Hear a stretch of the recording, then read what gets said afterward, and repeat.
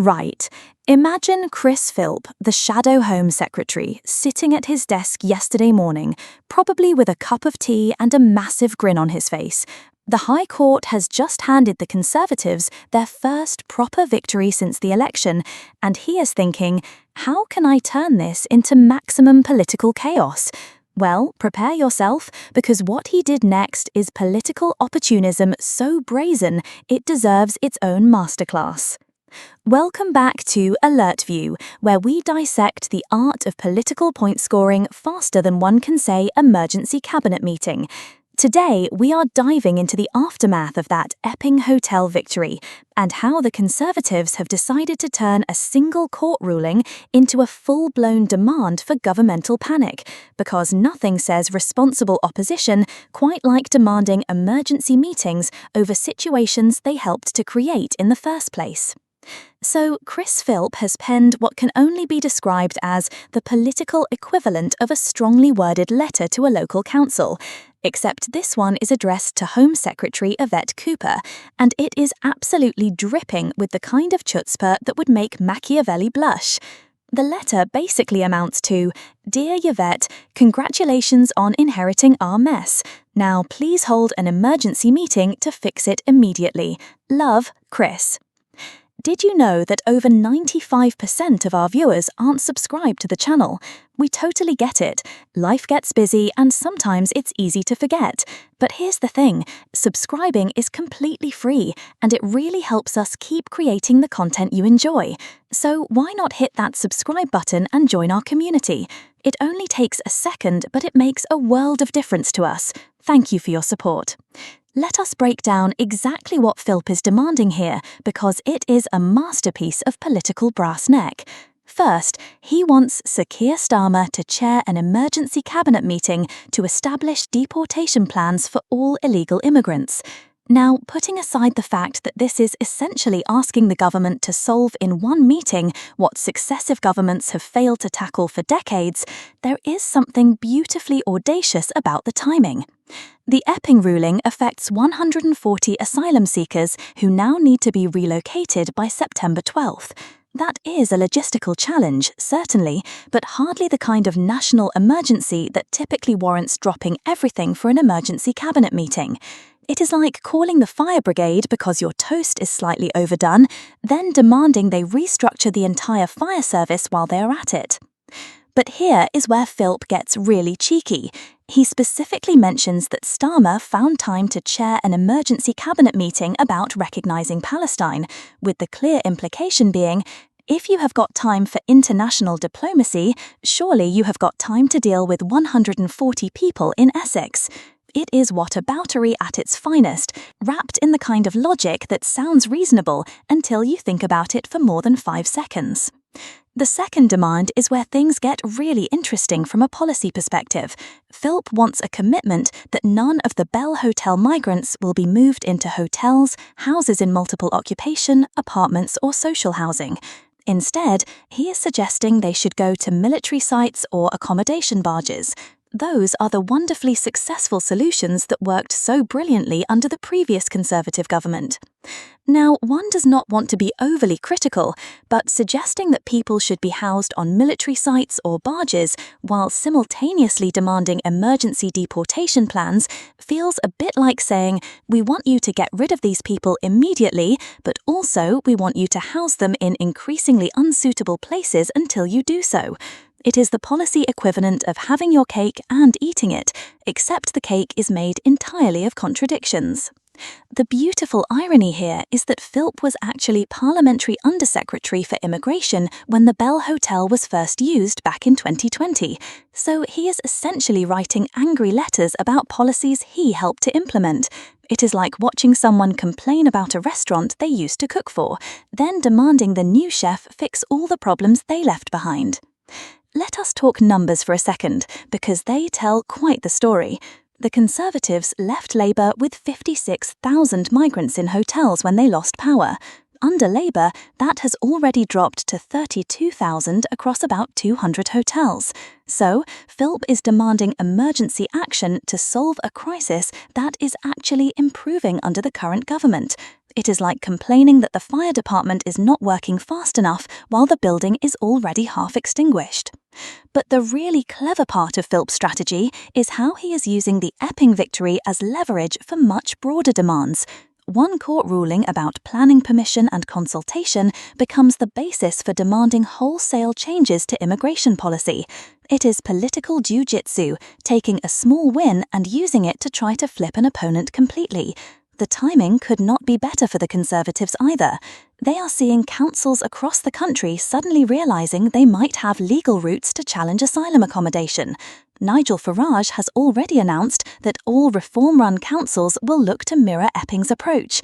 It is like watching dominoes fall, except each domino is a local authority with a grudge and a legal team. Broxbourne Council is already taking legal advice about their own migrant hotel in Cheshire.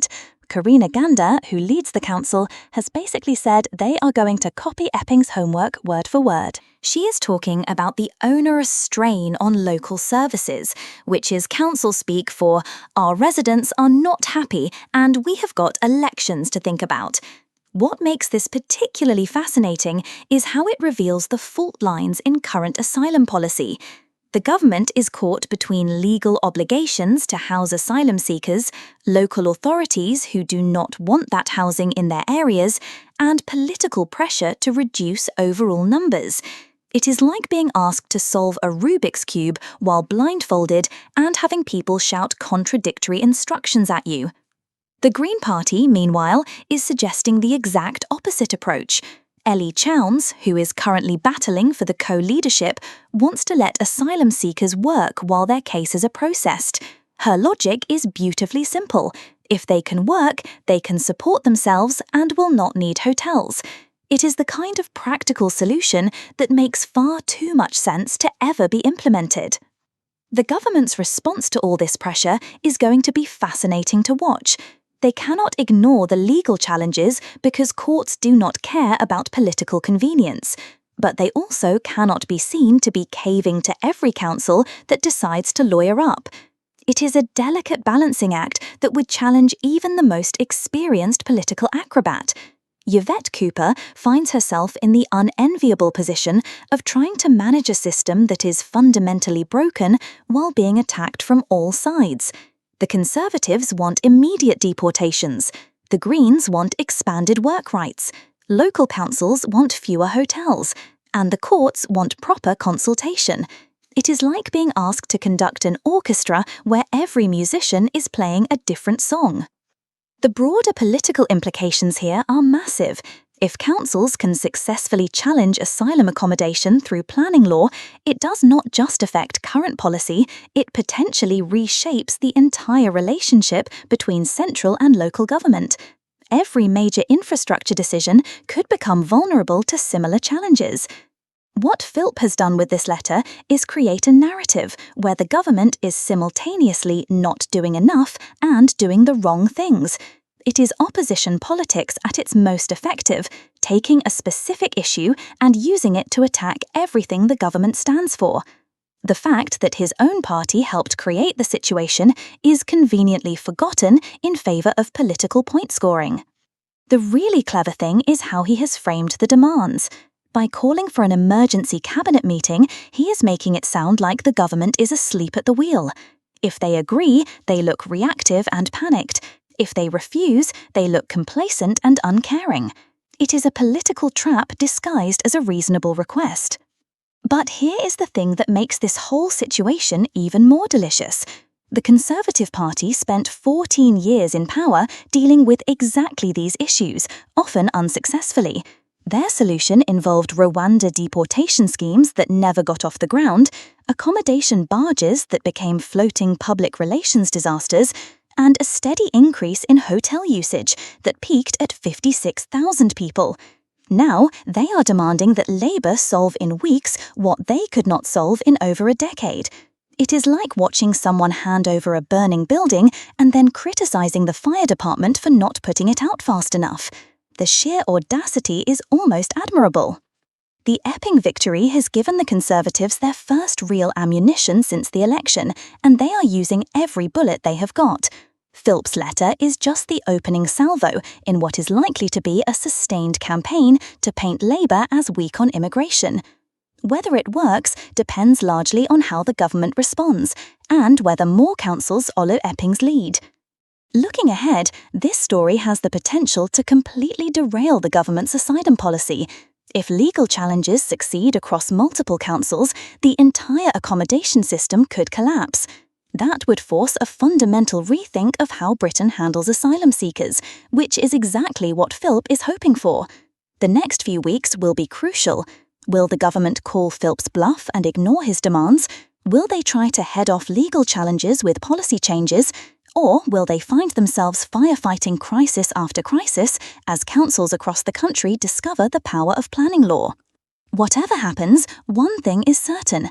Chris Philp has just turned a single court ruling into a full-blown political crisis. It is masterful opposition work, even if it is built on foundations that would make a house of cards look structurally sound. So, there you have it, the story of how the Conservatives turned victory in Epping into demands for governmental panic. If you enjoyed watching this masterclass in political opportunism, smash that subscribe button, because trust me, this is just the beginning. Tomorrow we will be back with more political chaos, because when has British politics ever been straightforward? Keep your coffee strong and your political cynicism stronger. This is Alert View, and we will see you next time for another dose of democratic drama.